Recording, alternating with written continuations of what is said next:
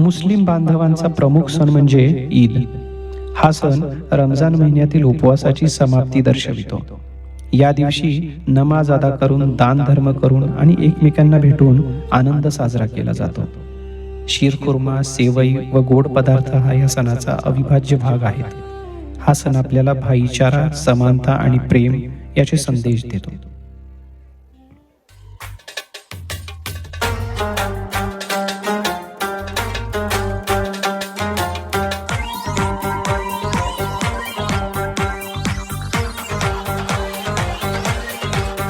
अस्सलाम वालेकुम अस्सलाम, ईद का है यारो ये प्यार.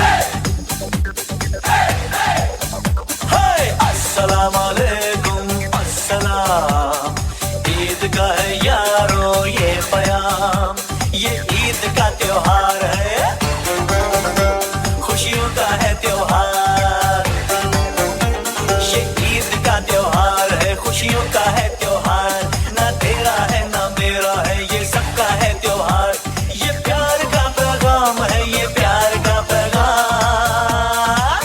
मुबारक ईद मुबारक, मुबारक ईद मुबारक, मुबारक ईद मुबारक, मुबारक ईद मुबारक.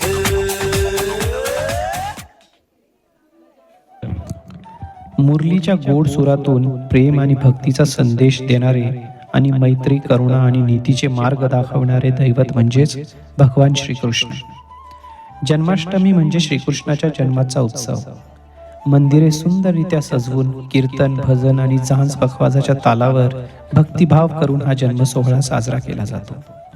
अनेक ठिकाणी दहीहंडी फोडण्याची परंपरा उत्साहाने पाळली जाते, जी श्रीकृष्णाच्या बाललीला आणि माखन चोरीची आठवण करून देतात.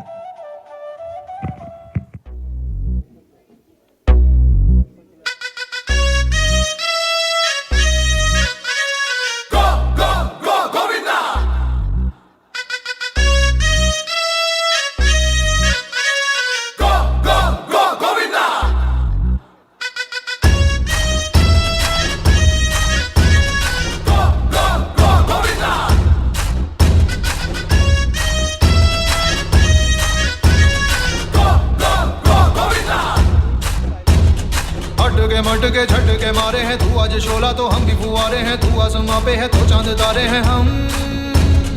मटके झटके मारे हैं, तू आज शोला तो हम भी फुवारे हैं. तू आसमां पे है तो चांद तारे हैं हम.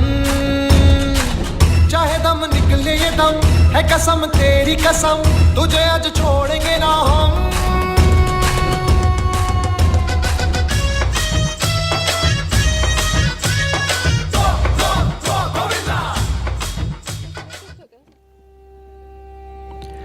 श्रावण मासात अंबा मातेची आराधना करून मंगळागौर व्रत केल्याने पतीचे आयुष्य दीर्घ होते, दाम्पत्याचे जीवन मंगलमय राहते आणि कुटुंबात सुख समृद्धी येते अशी श्रद्धा आहे.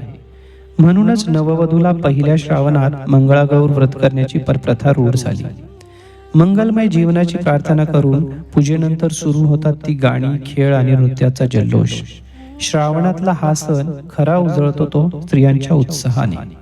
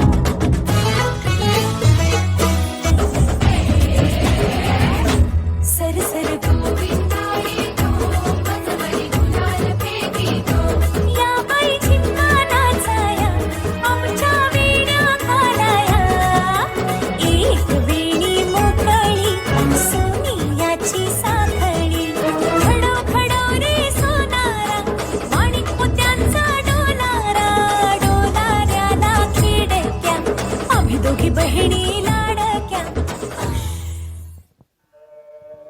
भगवान शिव आणि माता पार्वती